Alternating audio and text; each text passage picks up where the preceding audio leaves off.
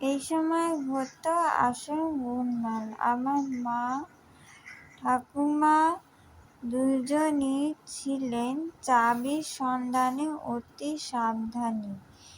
চাবি আঁচল থেকে খুলে খুব সাবধানে কোথাও রেখে দিতেন বইয়ের তাকের পেছনে কিংবা বিছানার তোশকের নিচে। এই সময় দুর্গম জায়গায় প্রথমে আলো গোছে কিছুটা খুঁজতেন। তারপরেও যদি না পেতেন তখন শুরু হতো গোলমাল। চারপাশে খোঁজ পড়ে যেত। আমরা ছোটরা সবাই মিলে লেগে যেতাম চাবি খুঁজে বেড়ার কাজে। বিছানা লুটিয়ে, খাট চেয়ার টেবিল সরিয়ে,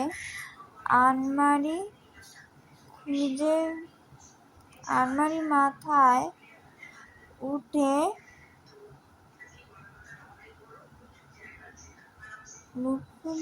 তাক সমস্ত ঘেঁটে পালাট করে আমরা চাবি খুঁজতাম। অনেক মাথায় উঠত চাবি খোঁজা চলছেই। তারপর হয়তো চাবি পাওয়া যেত অন্য জায়গায়, ইঁদুরাদা পাড়ে বা রান্নাঘরে। পরবর্তী পার্ট চাইলে লাইক করো, কমেন্ট করো আর চ্যানেলটা সাবস্ক্রাইব করো।